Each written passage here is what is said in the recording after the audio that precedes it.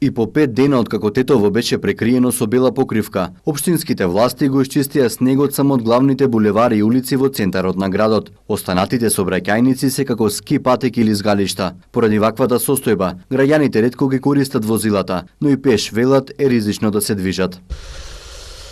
Па гледате сами вие. Главните се добро чистени, според ниве не се фатени. Али види, прашање и дали наоколу возила на улиците, дали може квалитетно сочисти. Може само една тура да помине градежна машина, за 2 тури ризикува да направи штета, но може да се интервенира сега со сол, со ризла, за да проходноста биде сепак безбедна преди се. Инаку, избегаваме да користиме возила, но мора да се движиме.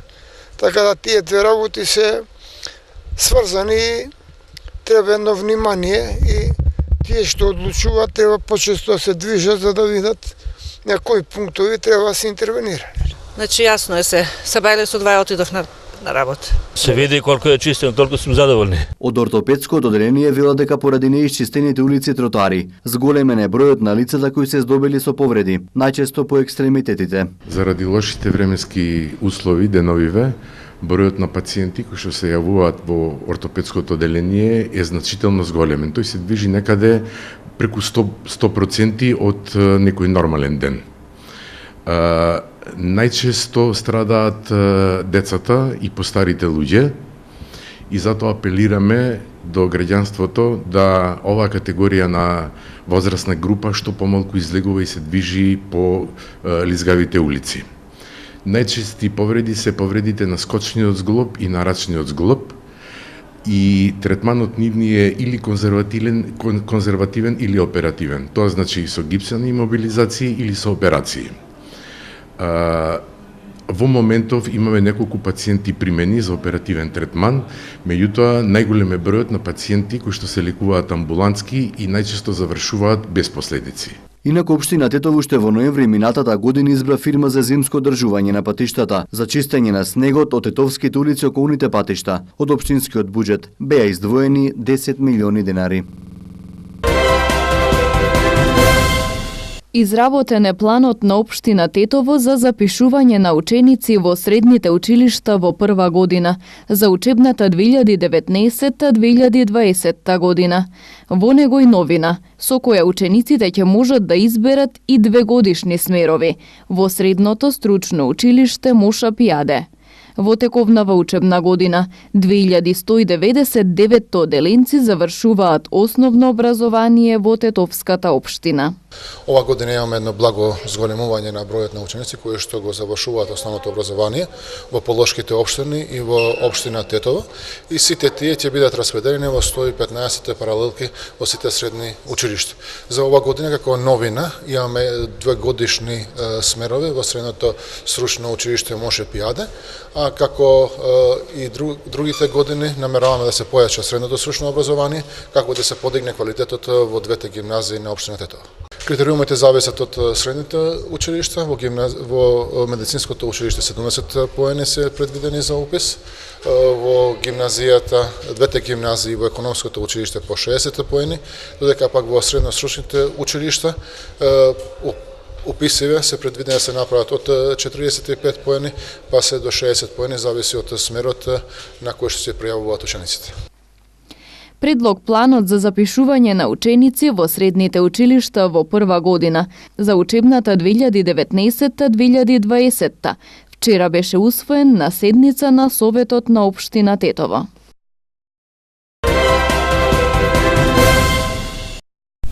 Во полициската станица Гостивар денес се спроведе првата крводарителна акција за оваа година. Гостиварските полициски службеници се познати како хумани крводарители, а тоа се докажа и денес. Акцијата се заокружи успешно, одзивот беше голем и со собрани над 45 единици на крв. Како секоја година, така и ова година, значи организираме 3 акцијски крводарителски акции. Ова ни е прва во текот на оваа година Се надевам дека ќе бидат успешни како и претходните години. Очекуваме околу 45 дарители на крвни единици. Дарувајте крв, спасете живот, мојот апел во сите.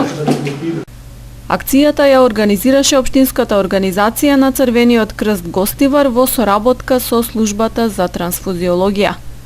Од Црвениот крст 2018 година во однос на крводарителството ја оценуваат како успешно заокружена година со исполнет план, а во новата очекуваат на семејството на крводарители во Гостивар да му се приклучат што поголем број на млади луѓе. Во изминатата година, односно 2018 година, Црвен крст на Република Македонија, Општинска организација Гостивар, организираше 34 крводарителски акции, каде што 34 крводарителски акции донирани, односно собрани се 1460 единици на крв. Во полето на крводарителството 2018 година може да речам дека беше една успешна година. Во 2019 очекуваме да имаме колку поише млади дарители на крв. Инаку ПС Гостивар важи за рекордер меѓу полициските станици во крводарување.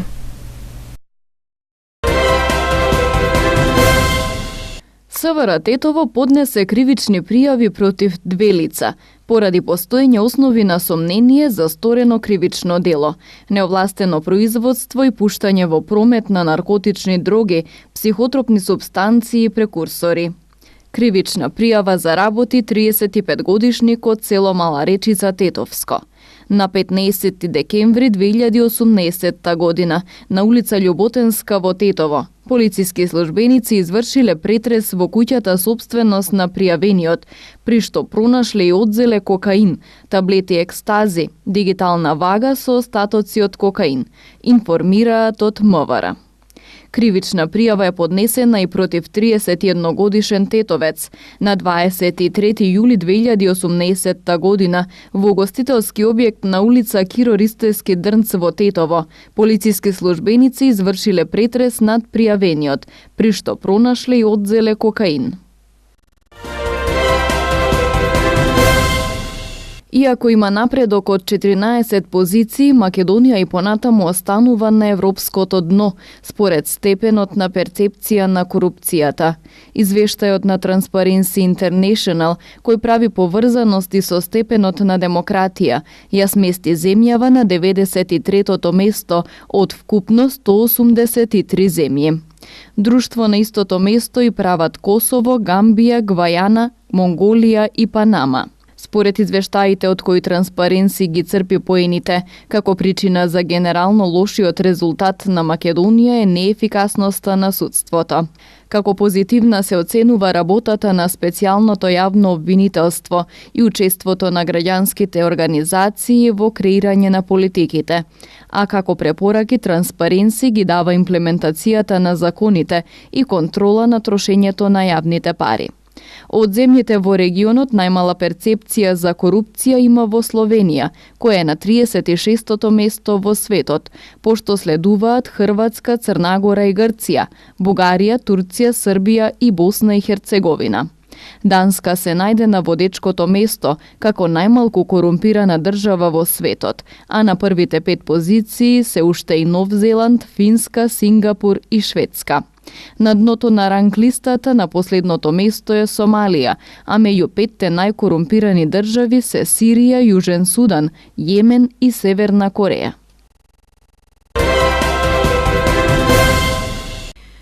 Студените денови и променливото време предизвикуваат промени во човечкиот организам. За жал, тие промени најчесто предизвикуваат непријатни, силни болни чувства, особено меѓу постарата генерација. Тоа се болести познати под името ревматизам. Ќе зборуваме токму за ревматизмот со нашиот гостин, познатиот ревматолог доктор Александар Пушевски. Докторе Пушевски, добре ни дојдовте во едно од информативните изданија на регионалните вести. Предлагам веднаш да започнеме со првото прашање. При промена на времето многумина се жалат на разни болки во телото. Какви се по природа ревматските болки и во кои делови на организмот најчесто се случуваат? Ревматските болести се една голема група на болести, ги има отприлика околу 150, не е она што се мисли во народот. Реума се поврзува со староста, тоа се само делат ревматските болести. Ревматските болести ги делиме на 4 групи. Тоа се воспалителни ревматски болести, кои се и најсериозни, и во оваа група спаѓаат и системските болести на сврзнато ткиво. Само име кажува дека се тоа болести што покрај зглобовите зафаќаат и многу внатрешни органи и кои што може да представуваат и голем ризик по животот на ваквите пациенти. Втората група се дегенеративни болести или познати кај народот као артрози, каде што се работи за оштетување на зглобната раскавица, и ова група на болести е поврзана со возраста, значи со старење, раскавицата се повеќе се троши, така да и бројот на пациентите се зголемува. Трета група е така наречена метаболна група на болести, тука спаѓа гихтот, каде што се работи за пореметување во метаболизмот на пурините. И четврта група, така наречен возгломен ревматизам, кај што имаме воспаление на тетиви, лигаменти и сврзно ткиво, и која е по природа и најлесна. Значи се работи за една голема група на болести, доминантно ги зафаќа зглобовите. Меѓутоа може и сите други структури, лигаменти и мускули, тетиви. Дали се познати причинителите на болеста? За некои болести да, за повеќето не. Познати се причините за така наречените реактивни артрити, каде што се работи, кои се последица, односно реакција на претходна инфекција на цревата, на мочните патишта или на инфекција на грлот. Тие се викат реактивни артрити. Втора група на болести кои што може да бидат излечени се оние кои се јават при разни вирози или други инфективни состојби. А правите артрити, пред се ревматоидниот артрит и другата група на артрити и овие што ги спомнав системските болести, тие се доживотни, значи хронични и практично доживотни. Студеното време и високиот процент на влажност во воздухот ги предизвикуваат и ги влошуваат ревматските болки. Познато е дека болките се особено силни во мускулите и во зглобовите. Таквата состојба најверојатно може да предизвика несакани ефекти и на другите органи во телото на човекот. Може ли да се очекува, доколку болеста не се третира навреме, да се случи и тоа? Како да се заштитиме? Промената на атмосферскиот притисок, влажноста, влијаат негативно кај сите реуматичари и тие веќе и пред да се промени времето чувствуваат тегоби и дури, например, откако ќе заврне, им попуштаат тегобите. Тие се жалат на болки, чувство на вкочанец по телото, нерасположение. Значи, овие промени се вистински, така да и експериментално се правени испитување да се види дали на вистина промената на атмосферскиот притисок и влажноста влијае на тегобите на пациентите. Пациенти со ревматски болести се ставени во барокомори и тие без да знаат се менувал атмосферскиот притисок. И со промена на атмосферскиот притисок тие на вистина реагирале со болки. Што значи, практично сите реуматичари за време на промена на времето или промена на атмосферскиот притисок имаат повеќе тегоби. Инаку времето само по себе не е причина за појава на овие болести. Причините се сосема други и често нејасни. Докторе Пушевски, предпоставувам дека лекувањето на ревматизмот всушност зависи од природата на болеста, но и од причинителите на истата. Секако зависи од природата на болеста и тоа зависи кој тип на болести. Кај овие што се дегенеративни болести или болести артрозите што идат со возраста, тука се знае дека раскавицата е оштетена и таа не може да се обнови. Иако ние секој ден слушаме реклами по телевизија, Фейсбук, те не знам овој лек од ајкулите, од полжевите, не знам што, дека за неколку дена ги излекува. Тоа не е вистина. Раскавицата, она што е створено до 18 година од животот, значи додека расте човекот, до тогаш. После таа не може да се обнови, постепено се троши. И веќе после 40 година, практично секој човек на таа возраст повремено може да има одредени тегоби. Овие дегенеративни промени треба да се лекуваат само кога имаат болки пациентиве. И тоа обично со овие нестероидни антиревматици познати кај народот, ибупрофен, диклофен, кетонол, и со физикални процедури. Сосема друг е проблемот за овие артритиси и за системските болести на сврзното ткиво. Тука лекувањето е хронично, практично доживотно. Благодарејќи на денешната современа терапија, овие болести во голем процент од случаите може да се стават под контрола, така да пациентиве може нормално да функционираат, да работат и така натаму. И сега овде има повеќе групи на болести, покрај овие нестероидни антиревматици, тука се така наречените имуномодулатори, пациентиве веќе ги знаат, тоа се метотрексат, суфосалазин, после лефлунамид, антималарици. Овие лекови се викат имуномодулатори затоа што го моделираат имунитетот, односно го намалуваат текот на болеста, нејзината активност. Сите овие болести хронични спаѓаат во така наречени автоимуни болести. Кога е нормален имунитетот кај човекот, организмот се брани од се што е туѓо, бактерии, вируси, повреди и така натаму. Кај автоимуните болести од нејасни причини, науката се уште не открива, доаѓа до нарушување на имунитетот и организмот не се препознава и се напаѓа сам себе, и затоа се вика автоимуни. И овој процес е постојан доживотен. Меѓутоа, благодарејќи на современа терапија, овие болести може во голем број случаи да се стават под контрола. Сега последниве 20 години и при најтешките форми на артрити се успева со новата генерација лекови да се стават болестите во ремисија која може да трае со години. Тоа е така наречена биолошка терапија, која што е многу ефикасна, меѓутоа проблем е што е скапа. Така да цената се движи од 6.000 евра па до 20.000 евра годишна терапија.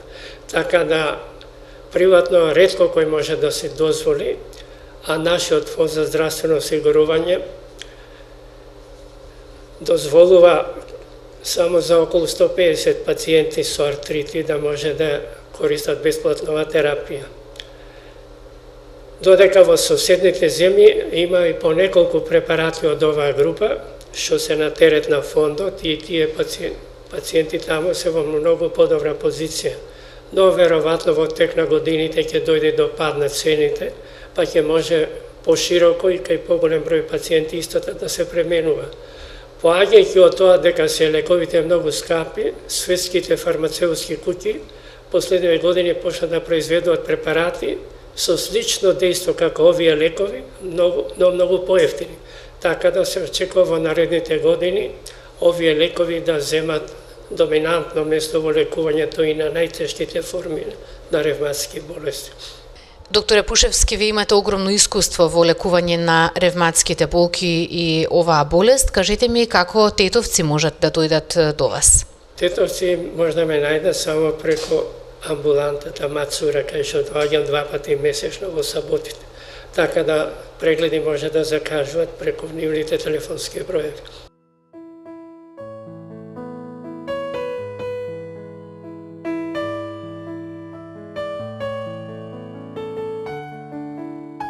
Времето денес беше претежно облачно со повремени врнежи од дожд. Температурите се движеа во интервал од -1 до 4 степени Целзиусови.